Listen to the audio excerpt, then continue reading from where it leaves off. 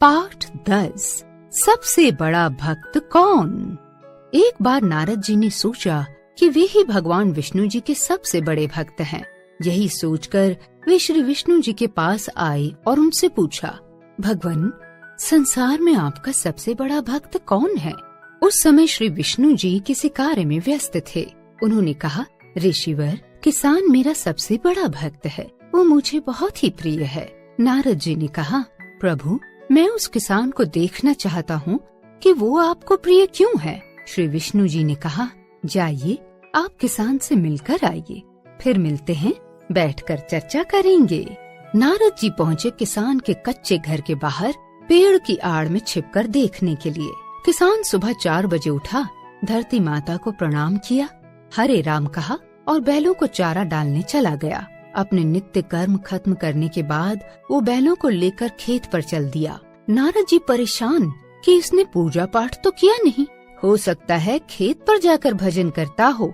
किसान ने हल चलाना शुरू कर दिया। पूरी तन्मयता के साथ दोपहर तक हल चलाता रहा। दोपहर को उसकी पत्नी खाना लेकर आई। उसने हल छोड़कर बैलों को खोला, उन्हें प्यार से पुचकारा, एक एक रोटी खाने के लिए दी, बैलों को चारा देकर स्वयं भोजन करने बैठा। हाथ धोकर हरे राम हरे राम कहा और भोजन करने लग गया।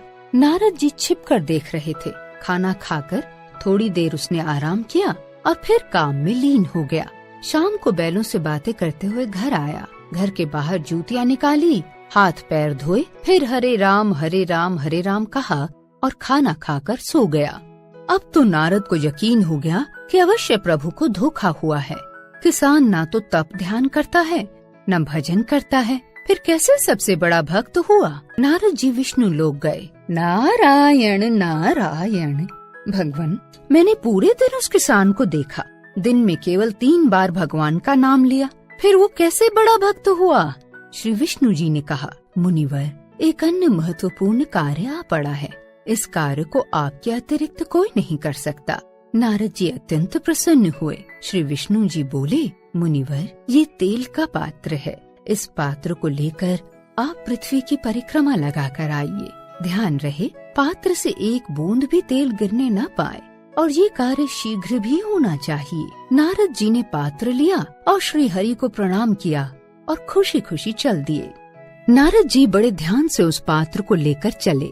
उनका पूरा ध्यान पात्र पर ही था। पूरी परिक्रमा में एक बार भी वे नारायण का नाम नहीं ले सके। उन्होंने पूरे यत्न से कार्य पूर्ण किया और विष्णु लोक पहुँचे। उन्हें विश्वास था कि श्री हरि उनके कार्य की सराहना अवश्य करेंगे।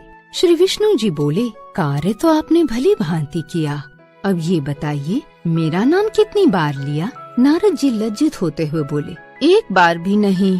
श्री विष्णु जी ने कहा, उस किसान को भी मैंने ही कार्य दिया है, वो फिर भी दिन में 3 बार मेरा नाम लेता है।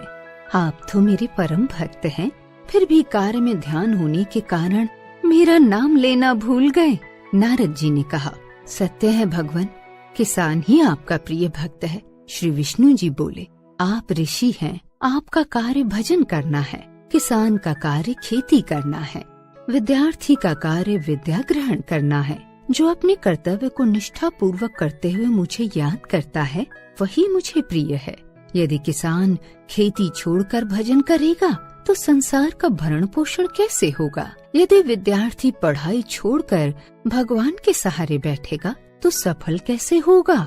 इसलिए अपने अपने कार्य को ईमानदारी से करना ही ईश्वर भक्ति है।